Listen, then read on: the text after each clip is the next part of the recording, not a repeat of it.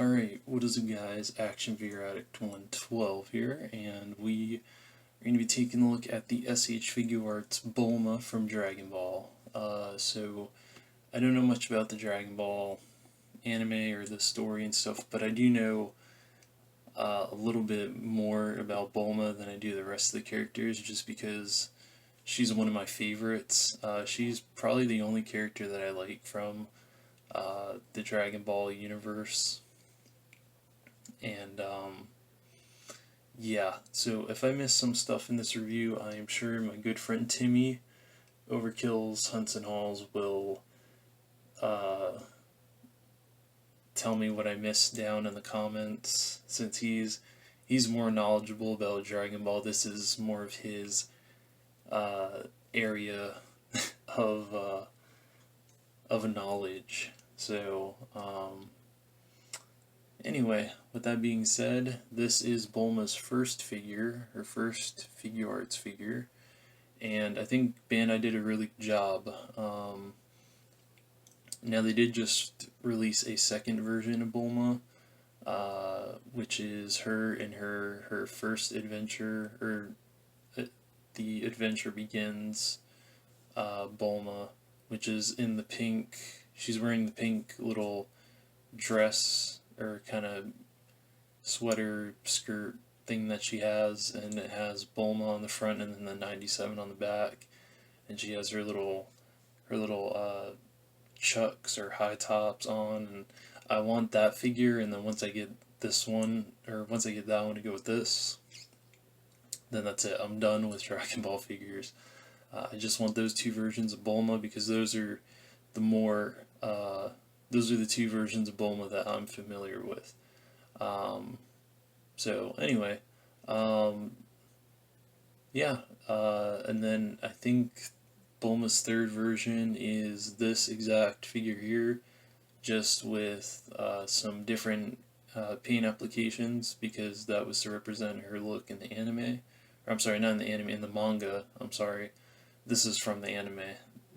And the way to tell the difference is, the one from the manga is the one with the purple hair. This is the one with the light blue, kind of turquoise colored hair. But yeah, with that being said, let's take a look at her. So we're going to go over her sculpt and her paint. And I do apologize for this area being so bland. I did just get a new dio in the mail, which I was going to review at first, but now I don't know if I'm going to review it, because it was bigger than I expected it was going to be. So, yeah, I'm sure I'll talk about it in the Skull Asylum podcast I'm going to be recording with Allende and Zorpox later on today. But anyway, in terms of her sculpt, I really like it. She's got the wrinkle detail here, which is really nice. I love when companies go out of their way and put in some sculpted wrinkles for, the characters that need it for their design. Her boots, I really like how futuristic her boots look.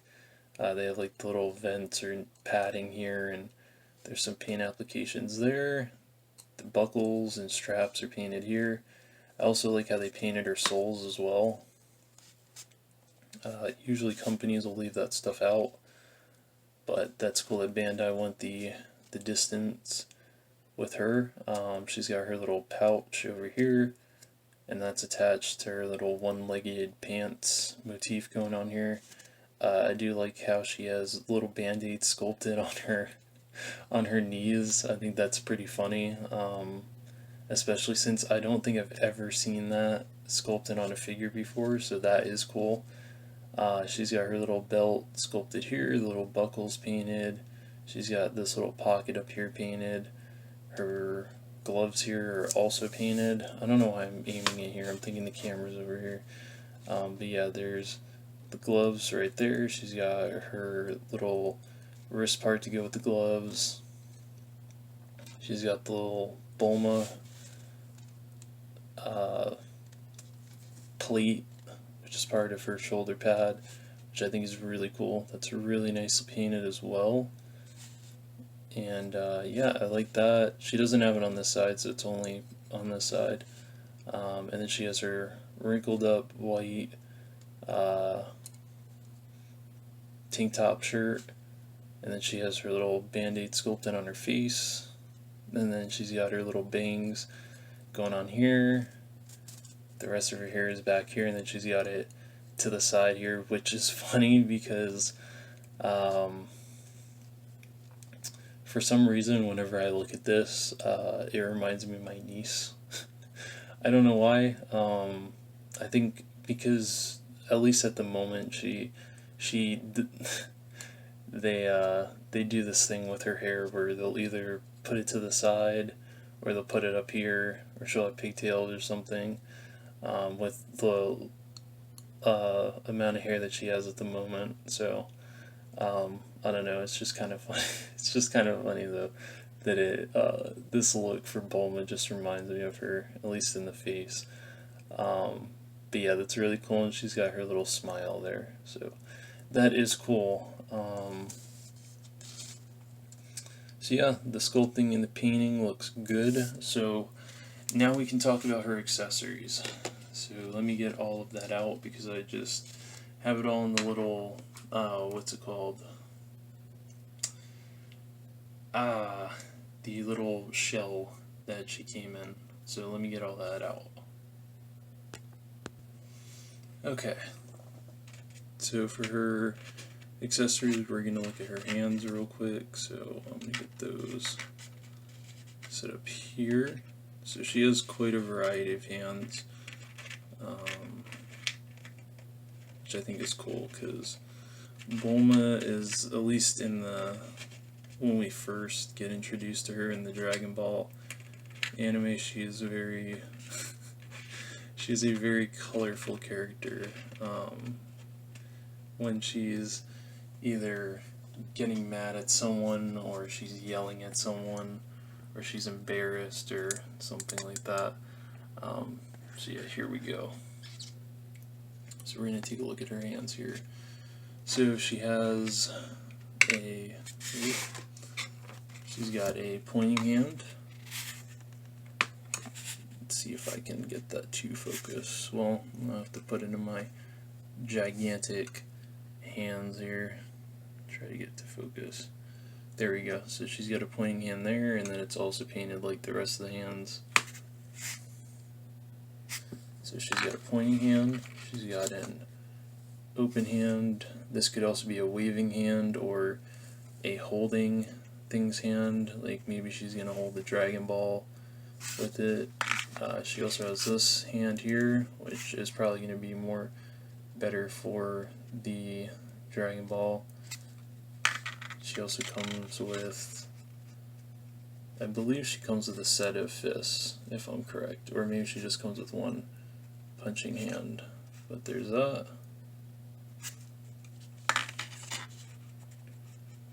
She comes with this hand here, which I'm not sure if this is for her Uzi or what this hand is for, but I haven't figured it out yet. And then she has this hand, which I don't know what this is for. Like, I don't know if this is like she's checking out her nails or something. I don't know. This is the I just chipped my nail hand. No, I'm just kidding. I don't know what that is, but it's cool.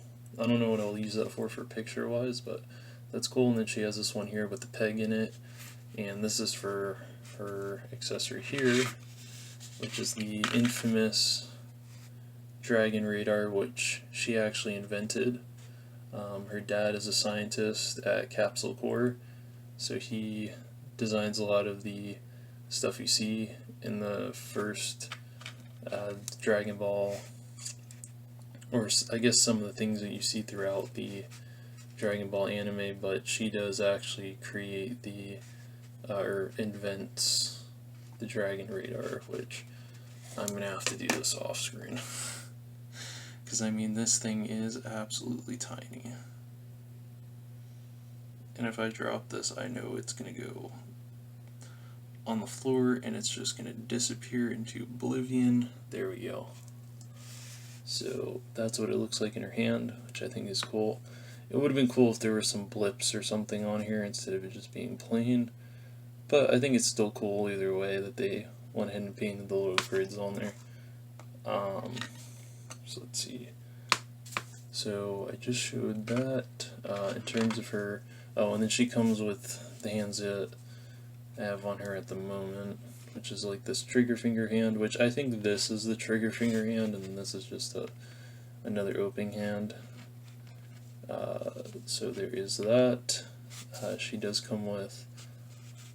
Sorry, my hands are all up in the screen. She does come with 2 faceplates. She comes with this one where she's more happy, and then she has, or I guess more happier than usual, and then she has this smiling one here, which I think is absolutely adorable. Which I don't use that much on here. I don't use that word much, but I guess it does work for Bulma. And then we have, she does come with the Dragon Ball, as she should, and this is the 5-star Dragon Ball, which is actually really cool that they did the little stars and stuff on there, and it is a clear orange, and I believe I can get her to hold it in this hand, as we can try. Oh no. Oh no. It's like rolled off the screen there. I'm trying to. Come on, little Dragon Ball. You've got this. You've got this. Okay, maybe this isn't the right hand for it to be held in. I'm trying to get it so that it balances with the. Come on. Okay, there we go. So yeah, she can actually hold it. You can see that right there. There you go, there she is, holding it as it just flies away, or rolls away, I should say. So yeah, that Dragon Ball is got a mind of its own. I'm going to put that right back in there so I don't lose that. And then she also comes with her Uzi, which I think is really cool. She comes with this. You can actually detach these right there. So if you wanted it without the strap, you can do that, or you can have it with the strap. So that's cool. And like I said, I think this is her trigger finger. I'm used to, you know, a designated trigger finger coming with a figure, so, and like I said, this is my first Dragon Ball figure that I'm getting. So, yeah, okay. So yeah, that looks good with her and her what's it called? Why is this not focusing? Why are you not focusing, camera? Come on, no. Don't do this to me. Yeah, it's not wanting to. There we go. Okay, so yeah, that's what it looks like with her. So I dig that. And then she also comes with one more accessory, which is these goggles here on her, around her neck, which if you want to put those on or take them off, all you do is you just pop her head off and then you can slide them off. I kind of like them with, or I kind of like her with them on. I think they just look cool. But yeah, that's all of her accessories. Now we can go over her articulation finally. So let me move this back a little bit and then move all of this to the side. Okay, so in terms of her articulation, her head is on a ball joint, so she can look up this much, she can look down this much, and yeah, she can look up that much. Okay, so this is her straight face, and then this is her looking up this much. So yeah, she can look down that much. She does have some tilt in her head, so you can get some attitude. In terms of her arms rotate 360. They move out, or move up about this much. I'm sure you can get more out of this arm just because it's not being blocked by anything here. She does have a elbow rotation up here. She has a single bend in the knee, or I'm sorry, in the knee. Wow, in the knee, and her arm, and her elbow to be exact. There is no rotation there. And then she has a 360 in the wrist here, and then because it's on a ball joint, you can move this up and down, and then if you rotated it, you can move it side to side. So there's that. And in terms of her diaphragm joint, she has got a ball joint up here, and there's a joint in here as well. So just like with the Superman. So you can get her, it moves up about this much up here, and then it moves back, well, I guess all together with both crunch. You can get a crunch that deep in the front, and then it can go back about this far, which is actually really good. So in terms of her leg articulation, she can move her foot up about this much. She can move her foot back about that much. She has a thigh rotation. She has a single joint in the knee, so that's about as far back as her knee goes. She has no boot cut, but she does have an ankle rocker, and then no toe pivot.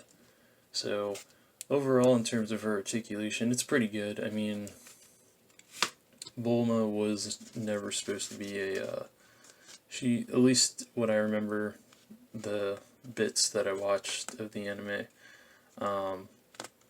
she wasn't really a fighting character. She just mostly used her gadgets and stuff that she had, and plus you always saw her with some type of gun. So as you saw with this version, you get the Uzi, and then with the other one you get what, at least with the pink dress one, or the pink sweater skirt thingamajiggy outfit, she gets a handgun. So she mostly used guns and stuff, and her little capsules that she had, she mostly used. So overall, I think her accessories are really strong, especially for a SH Figuarts release. Excuse me. I don't really think there's any issues with this figure in terms of her articulation. I think it's fine, and yeah, I'm really happy with this figure. Now, I bought her secondhand from the same person I bought the Superman and the Mafex Deadshot from, which I also need a review, so I will try to get that up as soon as I can, and yeah, hopefully you guys enjoyed this review. I know it was a little bit longer, and my big fat fingers, and, well, I guess, well, my fingers aren't too fat, they're kind of thin, so my big crooked bat hands were in the way of something, so I do apologize about that. But yeah, let me know if you guys want to see a full review of this Dio, because it may be a long review for that. But anyway, thank you very much for watching. Hope you guys enjoyed, and Action Figure Addict 112 out.